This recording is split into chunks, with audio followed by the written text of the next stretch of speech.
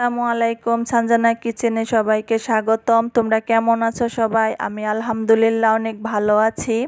তো চলে এসেছি আজকে আরেকটি রেসিপি আমার বন্ধুদের সাথে শেয়ার করার জন্য। আজকে আমি বানাবো চাল কুমড়ো দিয়ে মুরগির মাংস। এখানে আমি 250 গ্রাম মুরগির মাংস কেটে ধুয়ে পরিষ্কার করে বড় বড় টুকরো করে নিয়েছি।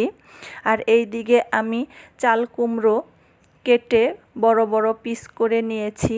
দেখো আমার চাল কুমড়োটা কিন্তু একদম কচি ছিল।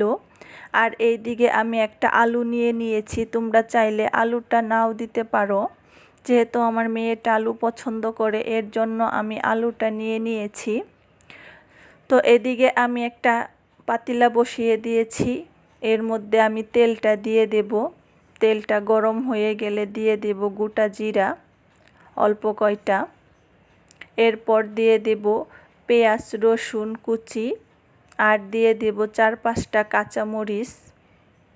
দিয়ে আমি পেঁয়াজটাকে ভালো করে একটু ভেজে নেব। ভাজা হয়ে গেলে দিয়ে দেব অল্প একটু পানি। তো ভাজা হয়ে গেছে, দিয়ে দিলাম অল্প একটু পানি। দিয়ে আমি এক এক করে সব মশলাগুলো এখন দিয়ে ভালো করে কষিয়ে নেব।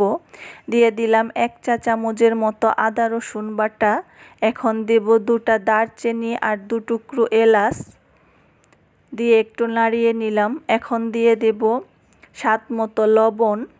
দিয়ে দেব 1/2 চা চামচের মতো মরিচের গুঁড়া,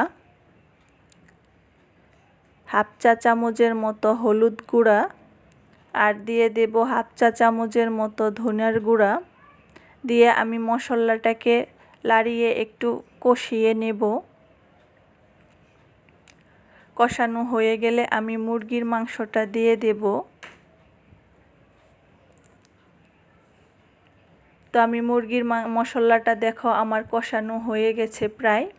এখন আমি মুরগির মাংসটাকে দিয়ে দিলাম।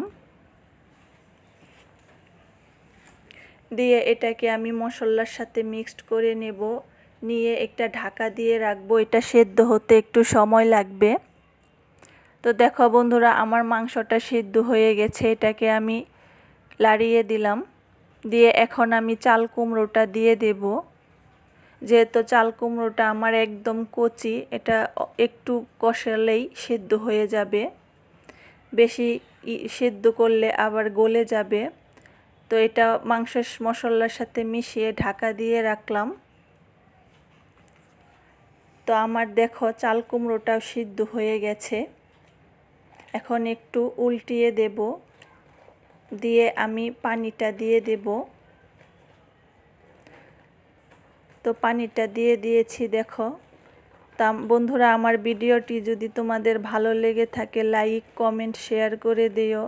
আর প্লিজ আমার নতুন বন্ধুদের বলছি আমার চ্যানেলটিকে সাবস্ক্রাইব করে দিও। আশা করি ভিডিওটি স্কিপ না করে শুরু থেকে শেষ পর্যন্ত দেখবে। আর বেল বাটনটি অন করে দিও পরবর্তী ভিডিওর নোটিফিকেশন পেতে।